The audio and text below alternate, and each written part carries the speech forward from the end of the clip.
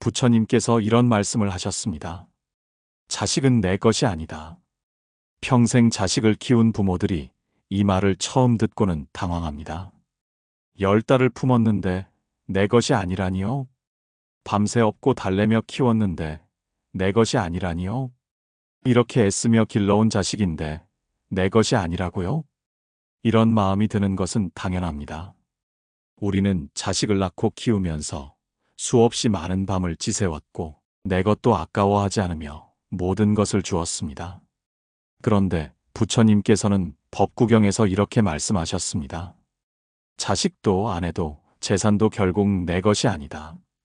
심지어 이 몸도 영원한 내 것이 아니거늘 어찌 다른 사람을 내 마음대로 하려 하는가. 이 말씀이 처음에는 차갑게 들릴 수도 있습니다. 하지만 이 한 말씀 속에 자식과의 관계에서 겪는 모든 고통을 풀어주는 열쇠가 들어 있습니다. 자식이 내 뜻대로 되지 않는다면 그것은 자식에게 자식만의 업이 있다는 신호입니다.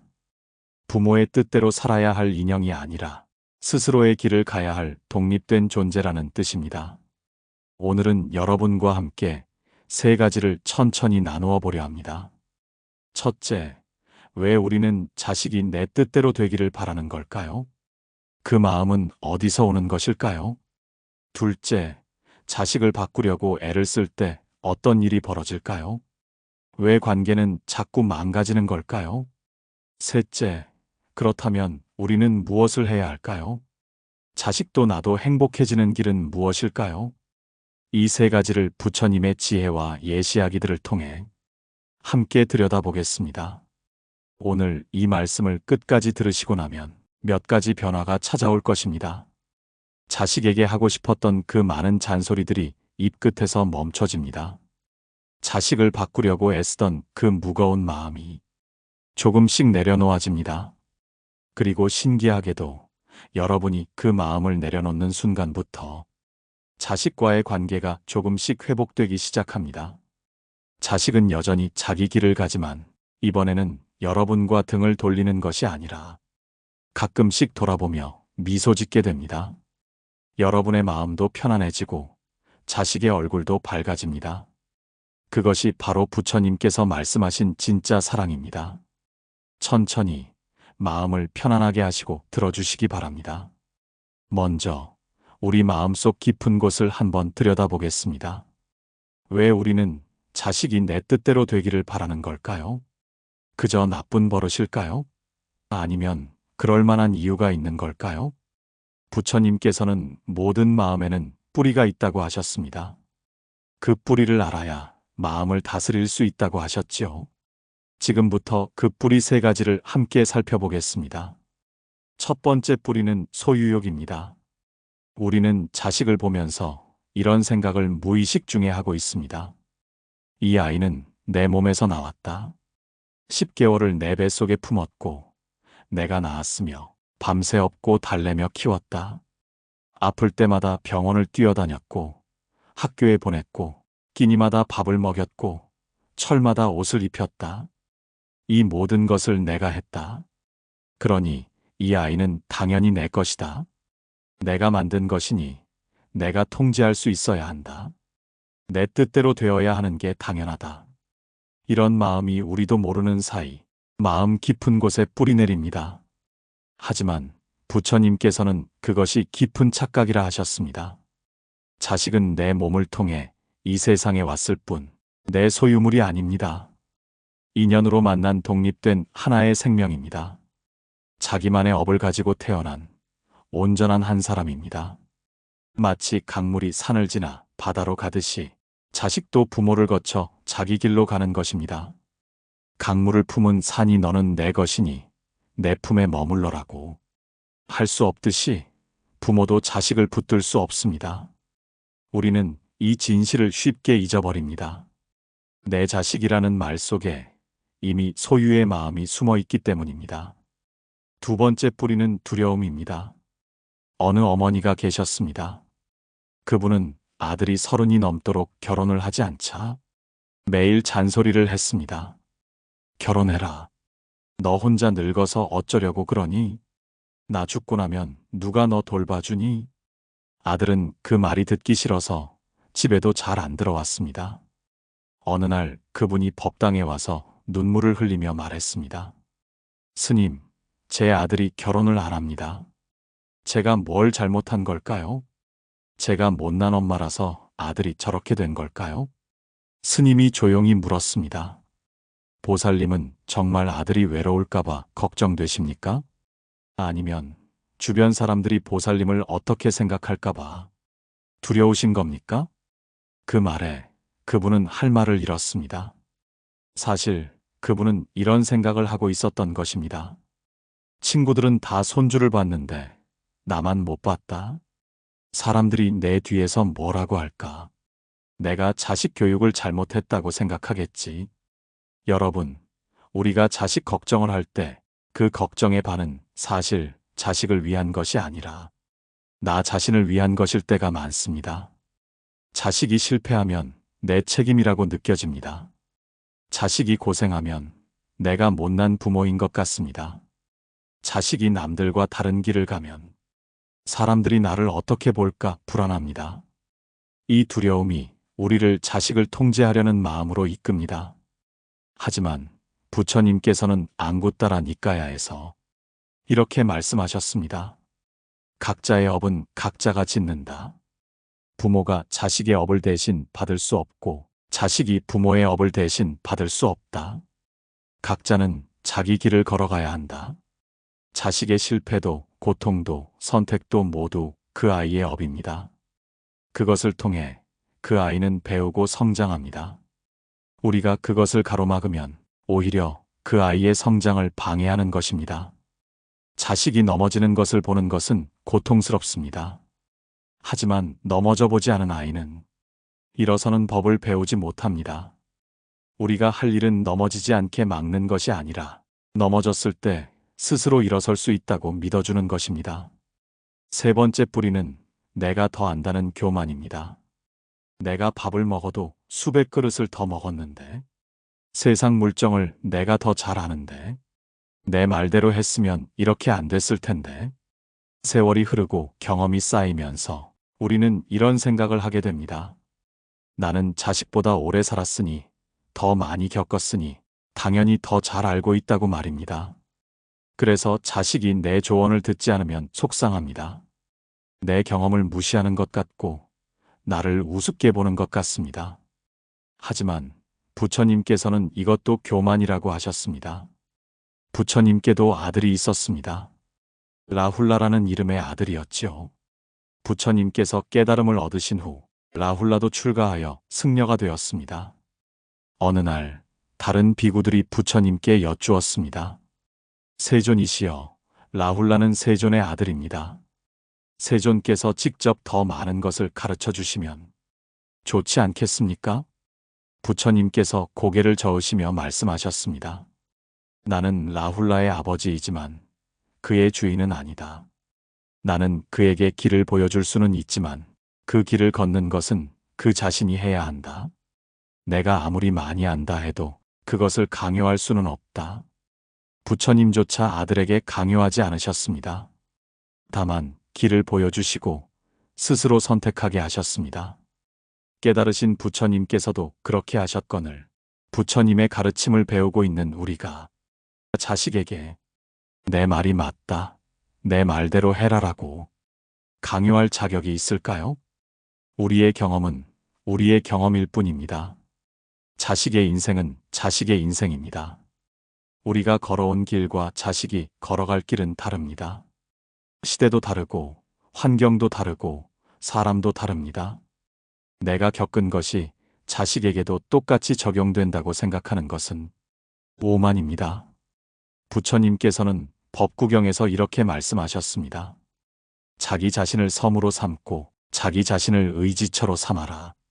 다른 것을 의지처로 삼지 말라. 자식도 스스로의 섬이 되어야 합니다. 부모의 경험이 아니라 자기 자신의 지혜를 키워가야 합니다.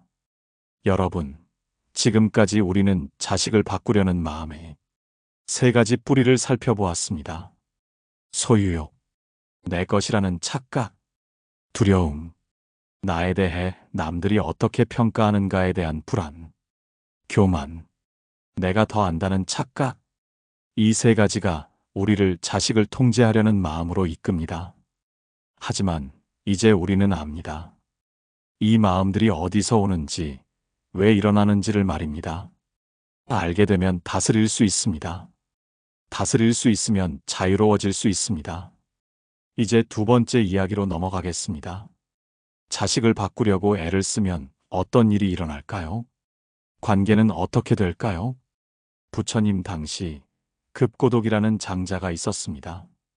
그분은 사위성에서 손꼽히는 부자였고 부처님을 깊이 신봉하는 분이었습니다. 그런데 그분에게 큰 근심이 하나 있었습니다. 바로 아들이었습니다. 그분의 아들은 공부에는 관심이 없고 날마다 친구들과 어울려 다니며 술을 마시고 놀기만 했습니다. 급고독 장자는 온갖 방법을 다 써보았습니다. 처음에는 부드럽게 타일렀습니다. 아들은 대충 네 하면서도 행동은 바꾸지 않았습니다. 그러자 장자는 조금 더 강하게 나갔습니다. 내가 이렇게 계속 논다면 용돈을 끊겠다. 집에서 내보내겠다. 아들은 그제야 조금 겁이 났지만 며칠 지나면 다시 예전으로 돌아갔습니다. 이번에는 달래는 방법을 써보았습니다. 내가 공부를 하면 내가 원하는 것을 뭐든 사주마. 아들은 잠깐 흔들리는 것 같았지만 역시 오래가지 않았습니다. 장자는 점점 지쳐갔습니다. 화도 나고 속도 상하고 잠도 제대로 오지 않았습니다. 결국 장자는 부처님을 찾아갔습니다. 그리고 눈물을 흘리며 하소연했습니다. 세존이시여, 저는 제 아들을 어떻게 해야 할지 모르겠습니다. 좋은 말로도 해보고 강하게도 해보고 달래기도 해보고 다 해봤지만 아들은 변하지 않습니다. 제가 뭘 잘못한 걸까요? 부처님께서는 잠시 장자를 바라보시다가 조용히 물으셨습니다. 장자여, 그대는 지금까지 아들을 바꾸려고만 했는가? 아니면 그대 자신을 돌아본 적이 있는가? 장자는 어리둥절했습니다. 부처님께서 말씀하셨습니다. 그대는 아들에게 공부하라고 했지만 그대 자신은 어떠한가? 그대는 매일 돈을 세고 장사 걱정을 하고 밤늦게까지 술자리에 앉아 있지 않았는가? 그대는 아들에게 바른 길을 가라고 하면서 정작 그대 자신은 어떤 모습을 보여주었는가? 장자는 할 말을 잃었습니다. 부처님께서 계속 말씀하셨습니다. 장자여, 나무는 말로 자라지 않는다. 물을 주고 햇빛을 쬐고 바람을 맞으며 자란다. 자식도 마찬가지다. 말로 자라는 것이 아니라 부모의 모습을 보고 자란다. 그러니 그대가 아들을 바꾸려 하지 말고 그대 자신이 좋은 모습을 보여주어라. 말이 아니라 행동으로 보여주어라. 그리고 기다려라. 씨앗이 싹을 틔우는 데는 때가 있는 법이니라. 장자는 부처님께 깊이 절을 올리고 집으로 돌아갔습니다. 그날부터 장자는 자신을 바꾸기 시작했습니다. 매일 새벽 아들이 자고 있을 때 일어나 명상을 했습니다. 장사를 할 때도 정직하게 하려고 애썼습니다. 저녁에는 술자리를 줄이고 집에 일찍 들어와 경전을 읽었습니다. 아들에게는 이제 아무 말도 하지 않았습니다. 다만 묵묵히 자기 길을 걸어갔습니다. 석 달쯤 지났을 때 아들이 아버지에게 다가왔습니다. 아버지, 요즘 달라지신 것 같아요. 장자는 놀랐습니다. 무엇이 달라졌느냐? 예전에는 저한테 맨날 잔소리만 하시고 화도 많이 내셨잖아요. 그런데 요즘은 조용하시고 뭔가 평화로워 보이세요. 새벽마다 명상하시는 모습도 봤어요. 장자는 아무 말도 하지 않았습니다. 다만 아들의 손을 가만히 잡아주었습니다. 그날부터 아들이 조금씩 변하기 시작했습니다. 아버지가 새벽에 명상하는 모습을 보더니 자기도 같이 앉아보겠다고 했습니다. 아버지가 가난한 사람들을 도와주는 모습을 보더니 자기도 따라 나섰습니다. 반년이 지났을 때 아들은 완전히 달라져 있었습니다. 장자는 다시 부처님을 찾아가 감사의 절을 올렸습니다. 세존이시여, 저는 깨달았습니다. 제가 바꿀 수 있는 것은 오직 저 자신뿐이었습니다. 제가 변하니 아들도 변했습니다. 부처님께서 미소 지으시며 말씀하셨습니다. 그렇다. 세상에서 가장 어려운 일은 남을 바꾸는 것이고 가장 쉬운 일은 자기 자신을 바꾸는 것이다. 역설적이게도 자신을 바꾸면 세상이 바뀐다. 여러분, 이 이야기가 우리에게 무엇을 말해주고 있습니까? 우리가 자식을 100번, 1000번 바꾸려 해도 소용없습니다. 오히려 관계만 나빠질 뿐입니다. 하지만 내가 변하면 자식도 그것을 보고 변합니다. 부처님께서는 법구경에서 이렇게 말씀하셨습니다. 말로 1000번을 타이르는 것보다 행동으로 한 번 보여주는 것이 낫다. 우리는 자식에게 너무 많은 말을 합니다. 하지만 정작 우리 자신의 모습은 어떻습니까? 자식에게 정직하라고 하면서 우리는 거짓말을 합니다. 자식에게 부지런하라고 하면서 우리는 게으름을 피웁니다. 자식에게 화내지 말라고 하면서 우리는 매일 화를 냅니다. 자식은 우리의 말을 듣는 것이 아니라 우리의 모습을 봅니다. 우리가 어떻게 사는지를, 어떤 선택을 하는지를, 어떻게 사람을 대하는지를 지켜봅니다. 그러니 자식을 바꾸려 하지 마십시오. 그대 자신을 바꾸십시오.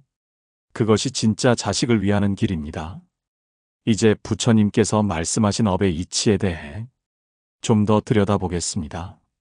부처님께서는 앙구따라 니까야에서 이렇게 말씀하셨습니다. 모든 존재는 자신의 업의 상속자다. 그가 짓는 업이 선하든 악하든 그는 그 업의 상속자가 될 것이다. 우리 각자에게는 자기만의 업이 있습니다. 전생에서 지어온 업도 있고 이 생에서 새로 짓는 업도 있습니다. 그 업에 따라 우리 삶이 펼쳐집니다. 자식에게도 자식만의 업이 있습니다. 부모의 업과는 다른 자기만의 고유한 업이 있습니다. 부모가 자식의 업을 대신 받아줄 수 없습니다.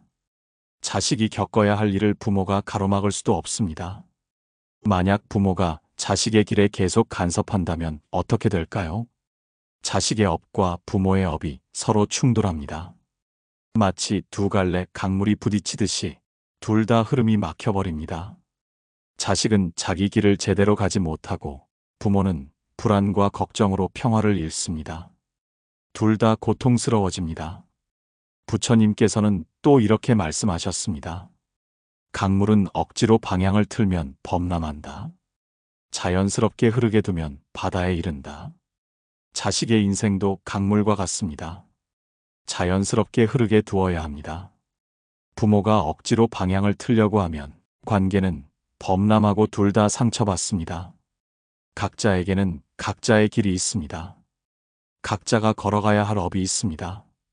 우리가 할 수 있는 것은 그 길을 응원하는 것입니다.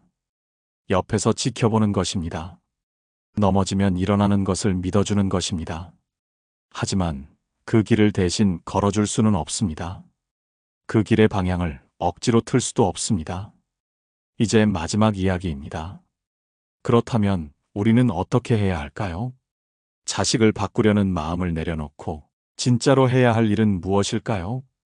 부처님께서는 명확하게 말씀하셨습니다. 놓아주는 것이 진짜 사랑이라고. 놓아준다는 것이 무엇일까요? 자식을 포기하는 것일까요? 관심을 끊는 것일까요? 아닙니다. 놓아준다는 것은 집착을 버리는 것입니다. 통제하려는 마음을 내려놓는 것입니다. 부처님의 아들 라훌라가 20살이 되었을 때 제자들이 말했습니다. 세존이시여, 라훌라는 세존의 아들입니다. 세존께서 더 많은 가르침을 주시고 더 깊은 수행을 시키시면 좋지 않겠습니까? 부처님께서 고개를 저으시며 말씀하셨습니다. 나는 이미 라훌라에게 필요한 것을 주었다. 이제 그가 스스로 걸어가야 한다. 내가 그의 손을 잡고 끝까지 끌고 갈 수는 없다. 그것은 그를 위한 것이 아니라 나의 집착을 채우는 것일 뿐이다. 부처님께서는 아들을 사랑하지 않으셨을까요? 아닙니다. 너무나 깊이 사랑하셨기에 놓아주신 것입니다. 이처럼 새가 자유롭게 날도록 새장 문을 여는 것이 사랑입니다. 새를 가두는 것은 사랑이 아니라 집착입니다. 자식이 내 품을 떠나 날아가는 것을 보는 것은 가슴 아픈 일입니다. 하지만 새는 날기 위해 태어났습니다. 새장 안에 가둬두는 것은 새를 죽이는 것입니다. 자식도 마찬가지입니다. 자식은 자기 날개로 날아가야 합니다. 부모의 품 안에 영원히 머물 수는 없습니다. 우리가 진정으로 자식을 사랑한다면 날개를 펴고 날아가도록 놓아주어야 합니다. 그렇다면 구체적으로 우리가 할 수 있는 것과 할 수 없는 것은 무엇일까요? 먼저 할 수 있는 것들입니다. 좋은 본보기가 되는 것, 말이 아니라 행동으로 보여주는 것, 급고독 장자처럼 내가 먼저 변하는 것. 이것은 우리가 할 수 있는 일입니다. 단 한 번만 부드럽게 자식이 필요할 때 조언하는 것, 그리고 선택은 자식에게 맡기는 것. 이것도 우리가 할 수 있는 일입니다. 자식을 위해 기도하는 것. 내 뜻대로 되게 해주세요가 아니라 자기 길을 잘 걸어가게 해주세요라고 기도하는 것. 이것도 우리가 할 수 있습니다. 자식의 선택을 존중하는 것. 내 눈에 잘못된 선택처럼 보여도 그래, 네가 선택했으니 내 책임 아래 해보렴이라고 말해주는 것. 이것도 우리가 할 수 있습니다. 자식이 실패했을 때 옆에 있어주는 것. 내가 그럴 줄 알았어라고 말하는 것이 아니라 괜찮아, 다시 일어설 수 있어라고 안아주는 것. 이것도 우리가 할 수 있습니다. 이제 할 수 없는 것들입니다. 자식의 인생을 대신 살아주는 것. 이것은 할 수 없습니다. 아무리 원해도 불가능한 일입니다. 자식의 선택을 바꾸는 것. 이것도 할 수 없습니다. 억지로 바꾼다 해도 그것은 진짜 변화가 아닙니다. 자식의 고통을 대신 받는 것. 이것도 할 수 없습니다. 각자의 업은 각자가 받아야 합니다. 자식을 내 뜻대로 만드는 것. 이것은 애초에 해서는 안 되는 일입니다. 부처님께서는 법구경에서 이렇게 말씀하셨습니다. 각자는 자신의 섬이다. 다른 사람의 섬에 억지로 들어가려 하지 말라. 자식도 하나의 섬입니다. 독립된 존재입니다. 그 섬에 우리가 억지로 들어가 이래라 저래라 할 수 없습니다. 우리가 할 수 있는 것은 우리 자신의 섬을 잘 가꾸는 것뿐입니다. 그러면 자식이 우리 섬을 보고 배웁니다. 이제 기대를 내려놓는 이야기를 하겠습니다. 우리가 자식 때문에 괴로운 이유는 무엇입니까? 기대 때문입니다. 자식이 이렇게 되었으면 좋겠다. 자식이 저렇게 살았으면 좋겠다. 자식이 내 말을 들었으면 좋겠다. 이런 기대가 우리를 괴롭힙니다. 기대는 집착의 다른 이름입니다. 기대는 고통의 씨앗입니다. 기대했는데 그렇게 되지 않으면 실망합니다. 실망이 쌓이면 분노가 됩니다. 분노가 쌓이면 원망이 됩니다. 원망이 쌓이면 관계가 파괴됩니다. 이것이 고통의 수레바퀴입니다. 부처님께서는 이 수레바퀴를 끊는 방법을 가르쳐 주셨습니다. 기대를 내려놓는 것입니다. 기대하지 않으면 실망도 없습니다. 실망이 없으면 분노도 없습니다. 분노가 없으면 평화롭습니다. 한 어머니가 스님을 찾아와 물었습니다. 스님, 그렇다면 저는 자식에게 아무것도 바라지 말아야 합니까? 자식이 잘 되기를 바라는 것도 잘못입니까? 스님이 대답했습니다. 잘 되기를 바라는 것과 내 뜻대로 되기를 바라는 것은 다릅니다. 자식이 행복하기를 바라는 것은 좋습니다. 하지만 이렇게 살아야 행복하다고 내가 정해놓고 강요하는 것은 집착입니다. 자식이 자기 길을 걸어가면서 행복하기를 바라십시오. 그 길이 내가 생각한 길과 다르더라도 자식이 선택한 길이라면 존중하십시오. 그것이 진짜 사랑입니다. 여러분, 이제는 이렇게 기도해 보십시오. 내 자식이 내 뜻대로 되기를 이 아니라 내 자식이 자기 길을 잘 걸어가기를 이라고요. 이 작은 차이가 우리 마음을 완전히 바꾸고 자식과의 관계가 살아나는 기적을 일으킵니다. 마지막으로 자식을 위한 자비 명상을 알려드리겠습니다. 부처님께서 가르쳐 주신 방법입니다. 매일 저녁 잠들기 전에 조용히 앉아서 이렇게 말해 보십시오. 내 자식이 행복하기를, 내 자식이 평안하기를, 내 자식이 고통에서 벗어나기를, 내 자식이 자기 길을 잘 걸어가기를. 이 말을 10번 반복하십시오. 처음에는 어색할 수 있습니다. 하지만 계속하다 보면 마음이 부드러워지는 것을 느낄 수 있습니다. 중요한 것은 내 뜻대로 되기를이 아니라 자기 길을 잘 걸어가기를입니다. 이 명상을 계속하면 자식을 통제하려는 마음이 조금씩 사라지고 대신 자식을 신뢰하는 마음이 생깁니다. 그러면 자식도 그것을 느낍니다. 엄마 아빠가 나를 믿어주시는구나. 나를 존중해 주시는구나. 이렇게 느끼면 자식도 부모에게 마음을 엽니다. 여러분, 오늘 우리가 함께 나눈 이야기를 정리해 보겠습니다. 우리는 왜 자식을 바꾸려 할까요? 소유욕 때문입니다. 내 것이라는 착각 때문입니다. 두려움 때문입니다. 남들이 나를 어떻게 평가할까에 대한 불안 때문입니다. 교만 때문입니다. 내가 더 안다는 착각 때문입니다. 하지만 이제 우리는 압니다. 이 마음들이 어디서 오는지, 왜 일어나는지를 말입니다. 자식을 바꾸려 할수록 관계는 망가집니다. 각자의 업, 각자의 길이 있기 때문입니다. 진짜 할 일은 자식을 바꾸는 것이 아니라 나를 바꾸는 것입니다. 놓아주는 것, 신뢰하는 것, 존중하는 것입니다. 이제 여러분께 3가지 실천 방법을 말씀드리겠습니다. 첫 번째 실천, 조언하고 싶을 때 사흘 기다리기입니다. 자식에게 하고 싶은 말이 생기면 입 밖에 내기 전에 사흘을 참으십시오. 사흘 후에도 정말 필요한 말인지 스스로에게 물어보십시오. 이 말은 자식을 위한 것인가? 나를 위한 것인가? 이 말은 조언인가? 간섭인가? 정말 필요한 말이라면 한 번만 부드럽게 하십시오. 그리고 그 후에는 완전히 내려놓으십시오. 듣든 안 듣든 그것은 자식의 선택입니다. 우리가 할 일은 다 했습니다. 두 번째 실천, 매일 저녁 자비 명상입니다. 잠들기 전 조용히 앉아서 이렇게 말해 보십시오. 내 자식이 행복하기를, 내 자식이 평안하기를, 내 자식이 자기 길을 잘 걸어가기를. 이 말을 매일 10번 반복하십시오. 이 명상이 우리 마음속 집착을 조금씩 녹여줍니다. 통제하려는 마음을 놓아주게 해줍니다. 세 번째 실천, 거울 보며 스스로에게 말하기입니다. 아침에 일어나 거울을 보며 이렇게 말해 보십시오. 내가 바꿀 수 있는 건 나뿐이다. 자식은 독립된 존재다. 놓아주는 것이 사랑이다. 이 말을 매일 반복하면 우리 무의식이 조금씩 바뀝니다. 자식을 대하는 태도가 달라집니다. 부처님께서는 법구경에서 이렇게 말씀하셨습니다. 1000번의 전투에서 이기는 것보다 자기 자신을 한 번 이기는 것이 더 위대하다. 자식을 바꾸려는 마음을 이기는 것, 그것이 가장 위대한 승리입니다.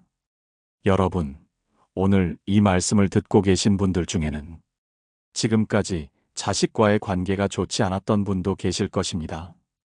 자식에게 너무 많은 말을 해서 사이가 나빠진 분도 계실 것입니다. 자식을 내 뜻대로 만들려다가 오히려 자식이 멀어진 분도 계실 것입니다. 괜찮습니다. 늦지 않았습니다. 지금부터라도 바꿀 수 있습니다. 지금부터 놓아주는 실천을 시작해 보십시오. 이 작은 변화가 자식과의 관계를 조금씩 회복시킬 것입니다. 부처님의 지혜는 이렇듯 우리 삶을 따뜻하게 변화시킵니다. 자식에게 사과할 필요도 없습니다. 긴 설명도 필요 없습니다. 그냥 조용히 오늘부터 달라진 모습을 보여주십시오. 잔소리를 멈추십시오. 간섭을 멈추십시오. 통제하려는 마음을 내려놓으십시오. 대신 자식을 믿어주십시오. 자식의 선택을 존중해 주십시오. 옆에서 조용히 지켜봐 주십시오. 그러면 자식이 느낍니다. 부모님이 달라지셨네. 나를 믿어주시는구나. 그때부터 관계가 회복되기 시작합니다. 여러분도 자식도 모두 최선을 다하며 살아가고 있습니다. 완벽한 부모도 완벽한 자식도 없습니다. 우리 모두 불완전한 존재입니다. 실수하고 넘어지고 다시 일어서는 존재들입니다. 하지만 그 불완전함 속에서도 우리는 서로를 사랑할 수 있습니다. 통제하지 않고 강요하지 않고 있는 그대로 받아들이는 사랑을 할 수 있습니다. 놓아주는 순간 진짜 사랑이 시작됩니다. 자식을 새장에서 꺼내 하늘로 날려보내십시오. 그 순간 부모와 자식 모두가 자유로워집니다. 자식이 날아가는 모습을 보는 것은 가슴 아프지만 그것이 자식을 위한 길입니다. 그리고 언젠가 자식이 스스로 다시 돌아올 것입니다.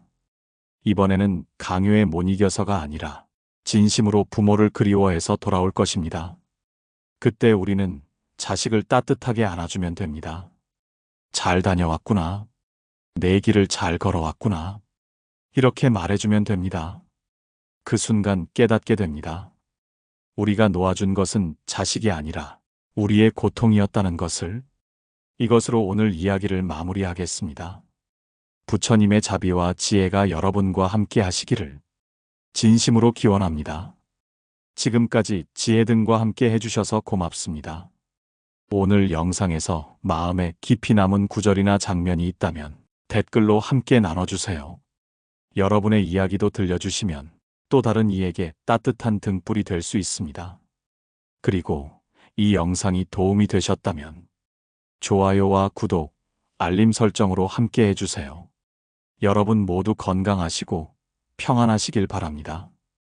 그럼 다음 이야기에서 또 뵙겠습니다. 감사합니다.